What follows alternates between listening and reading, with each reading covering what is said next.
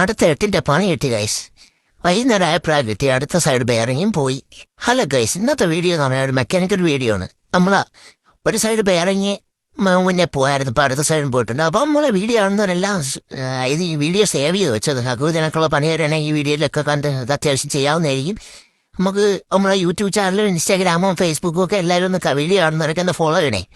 പിന്നെ നിങ്ങൾ എവിടെയുള്ള എന്തൊക്കെ ഒന്ന് കമൻറ്റൊക്കെ ഇടണേ. നമ്മളെ വീഡിയോ കാണുന്നവർ നിമിഷം അതുകൊണ്ട് ഹബ്ബെല്ലാം നമ്മൾ ഇളക്കി പിരിച്ചു വെച്ചു. ഒരു ബെയറിങ്ങേ പോയിട്ടുള്ളൂ, സംഗീതം പൊട്ടിപ്പോയിട്ടുണ്ട്. ചെറിയൊരു സൗണ്ട് കേട്ടപ്പോൾ തന്നെ നിർത്തിയോണ്ടാണ്. നമുക്ക് വലിയ ഡാമേജ് ഒന്നും ഇത്തവണ പറ്റിയിട്ടില്ല. അങ്ങനെ നമ്മൾ എല്ലാം ഇളക്കി പിരിച്ച് നേരെ ബൈക്ക് കയറ്റി കൊണ്ട് പോവാണ്. കഴിവത് കുറച്ചിൽ തന്നെ ഇടണം. നമ്മൾ ഏകദേശം 13,000 മണിക്കൂറായി. ഒരു സൈഡ് പോയി 2 ദിവസം കഴിഞ്ഞപ്പോഴാണ് അടുത്ത സൈഡ് പോയത്. പൊട്ടിയ ബെയറിങ് നമ്മൾ ചെറിയ സ്പോട്ടൊക്കെ അടിച്ച് പിള്ളേർ വെച്ച് ഊരാനുള്ള എളുപ്പത്തിന് സ്പോട്ട് ചെയ്ത് പിള്ളേർ വെച്ച് തന്നെയാണ് ഇളക്കുന്നത്.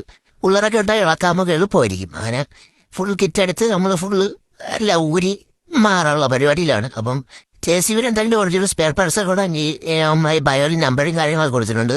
വിളിച്ചു കഴിഞ്ഞാൽ നമുക്ക് അത്യാവശ്യ സാധനങ്ങളെല്ലാം നമ്മളെ ഉണ്ട്, ഒറിജിനലും ലോക്കലും എല്ലാം.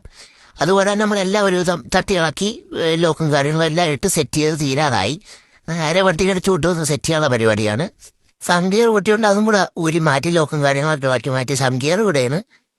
സംഗീറിന് എൻ്റെ പല്ലി പൊട്ടിപ്പോയായിരുന്നു. ലോക്കും കാര്യങ്ങളൊക്കെ സെറ്റ് ചെയ്ത് ഹാങ്സിലൊക്കെ എടുത്ത് കയറ്റി. നിങ്ങൾക്ക് ഇതുവരെ പണിയൊക്കെ വന്നു കഴിഞ്ഞാൽ സുഖമായിട്ട് ഇതൊക്കെ ചെയ്യാവുന്നതല്ലേ. ഇതൊന്നും വലിയ കാര്യമുള്ളതല്ല.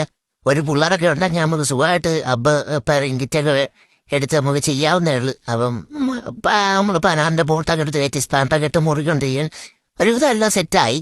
കവറൊക്കെ എടുത്തിട്ട് സെറ്റ് ചെയ്ത് കഴിഞ്ഞ് ഇനി ഓയിൽ കൂടെ ഒഴിക്കണം. കഴിഞ്ഞ ഒഴിച്ച് എല്ലാവരും പഴയ ഓയിൽ ഒഴിച്ചാൽ എന്താണെന്നുള്ളത്. കാര്യം ഇങ്ങനെയൊക്കെ തുടച്ചാലും കുറേ പിശിലൊക്കെ അതിനകത്തോട്ടൊക്കെ എന്തായാലും കാണും. പഴയ ഓയിൽ ഒഴിച്ച് 2 ദിവസം ഓടിയതിന് ശേഷം ഊറ്റി കളയുമ്പോഴത്തേക്ക് അത്യാവശ്യം പിശിലൊക്കെ കഴിഞ്ഞ് അടിയോ എന്നുള്ളതാണ് എൻ്റെ ഒരു ധാരണ. അതുകൊണ്ടാണ് മാറാഞ്ഞത്. പിന്നെ അടുത്തതും പോകുമെന്ന് എനിക്ക് ഉറപ്പുള്ളതുകൊണ്ട് കൂടെയാണ് മാറാഞ്ഞത്. എല്ലാം സെറ്റ് ചെയ്ത് കറക്കി നോക്കിയപ്പോൾ കുഴപ്പങ്ങളൊന്നുമില്ല. പിന്നെ നമ്മൾ ഒരു സൈറ്റിൽ 2 മണിക്കൂറത്തെ പണിയും കൂടെ ഉണ്ടായിരുന്നു. അതൊക്കെ ചെയ്ത് തീർത്തിട്ട് പോകുന്ന പരിപാടിയിലാണ്. അപ്പോൾ വീഡിയോ ഇഷ്ടപ്പെടുന്ന ഒരു ലൈക്കും ഷെയറും കമൻറ്റും ഒക്കെ ചെയ്യണേ.